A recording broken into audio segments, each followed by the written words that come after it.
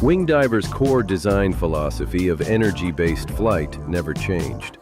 The mechanics behind it, however, tell a slightly different story. Across the past 3 mainline games, one system quietly reshaped almost every aspect of the class.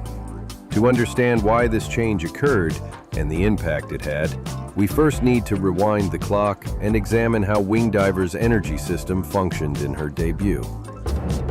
Plasma Cage.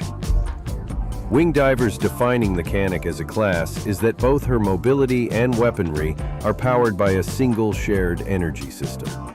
Almost every weapon consumes a percentage of this energy reserve with each use, though the amount varies depending on the weapon's type and level. Flying and attacking all compete for the same finite resource, meaning effective energy management is just as important as a steady aim. However, not every weapon interacts with this system in the same way. While many weapons draw their energy directly from Wingdiver's generator, others possess their own internal energy capacity. These weapons recharge independently before they begin draining Wingdiver's own energy, allowing them to sustain fire without immediately reducing her available flight time. An exception to this design can be found in the special weapons category. Although these weapons still occupy one of Wingdiver's 2 weapon slots in EDF 4.1, they function differently from the rest of her arsenal. Instead of consuming energy directly from the plasma generator, they recharge automatically in the background while Wingdiver still has energy available. They aren't completely independent, however, as entering an emergency recharge also pauses their recovery until the generator has finished. In other words, they don't consume energy to fire, but they still remain tied to the same overall energy economy. These distinctions between weapon types formed the foundation of Wingdiver's design, both in 4.1 and future games. Weapons with their own internal capacity generally placed far less immediate strain on the plasma generator, enabling longer periods of sustained flight. Meanwhile, weapons that consumed energy directly from the generator often offered greater utility but demanded much more careful energy management in return from players. The importance of this energy system extended beyond Wingdiver herself. Air Raider possessed dedicated support equipment, such as the plasma charger and plasma battery gun, capable of increasing the recharge efficiency of Wingdiver's plasma generator. Rather than altering the generator directly, 4.1 encouraged players to overcome its limitations through teamwork, allowing Wingdivers to recover from emergency recharges more quickly and sustain their offensive capabilities for longer. This support also enabled some of the class's more extreme loadouts.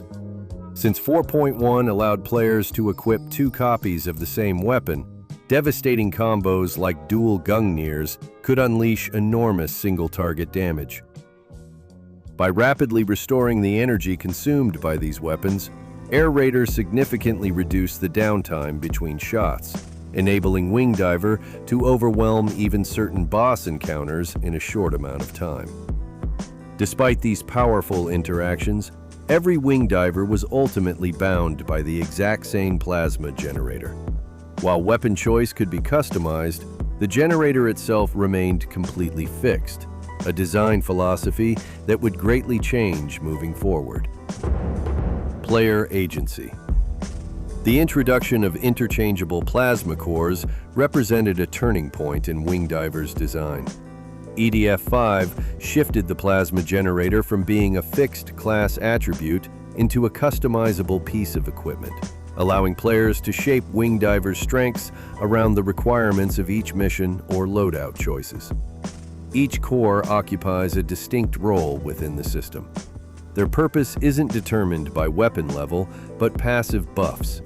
Some emphasize endurance, others mobility, others weapon performance, while a select few combine several attributes into a balanced package. Standard plasma cores serve as the baseline. They distribute improvements across multiple statistics, making them suitable for general-purpose play without heavily committing towards any single specialization. Loading cores prioritize energy reserves. Their expanded plasma capacity supports longer periods of sustained flight, greater tolerance for energy-straining weapons, and stronger emergency recovery. This comes at the expense of mobility. Rush cores focus on weapon performance. Increased weapon recharge speeds reduce downtime between attacks, supporting loadouts built around high-output energy weapons. Their lower maximum capacity puts greater emphasis on players managing the plasma generator efficiently. Big cores are limited at only 2 variants. These cores almost completely sacrifice one of Wingdiver's greatest strengths, mobility. Flight performance is dramatically reduced in exchange for enormous energy reserves and an exceptional increase to weapon recharge speed. So, instead of enhancing aerial agility, the big core transforms Wingdiver into a sustained fire platform, giving her the necessary power to wield high-energy demanding weapons without Air Raider's external support. It's an extreme trade-off, but one that perfectly illustrates the design philosophy behind interchangeable plasma cores. They weren't designed to make Wingdiver universally stronger. They were designed to let players prioritize entirely different aspects of the class. Movement-oriented cores divide into several independent branches. Jet cores improve forward mobility, supporting rapid advances across the battlefield. Return cores strengthen backwards and lateral movement, improving evasive maneuverability during combat. Bird cores enhance overall flight performance, maximizing sustained aerial speed across long distances.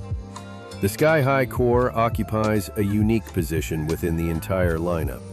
Its exceptionally low boost consumption allows repeated aerial dashes to consume less energy than the generator naturally restores. Under the right conditions, Wingdiver can remain airborne indefinitely without entering an emergency recharge, creating a movement style unavailable to any other core. And finally, the Mighty core concludes progression by combining many of the advantages offered throughout the system. It functions as an all-purpose plasma generator, although each specialist core continues to outperform it within its own field of expertise. The plasma generator wasn't the only part of Wingdiver's kit to evolve. Weapons continued to be divided between those that consumed energy directly from the generator and those with their own independent energy reserves.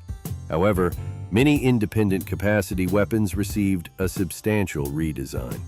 Rather than maintaining full performance until completely depleted, their damage, range, or overall effectiveness now gradually declines as their internal charge is exhausted. Preserving maximum performance therefore encourages players to manually recharge these weapons before they are completely drained. With a diverse number of ways to play Wingdiver now, EDF 5 also overhauled her passive abilities beyond swapping cores. Ground dashes and aerial dashes were introduced for the first time, giving players an active trick for repositioning and avoiding incoming damage. This wasn't just a mobility buff. In EDF 4.1, every class was far more susceptible to becoming stun-locked by repeated enemy attacks. A poorly positioned Wingdiver could quickly lose momentum in midair, becoming locked in place as successive hits prevented her from escaping. EDF 5 greatly reduced this problem, making movement far more responsive and allowing players to recover from dangerous situations much more reliably. As a result, these movement changes also expanded the practical value of the plasma core system. Flight endurance, boost efficiency, and directional mobility became far more influential once players could actively rappel through the air.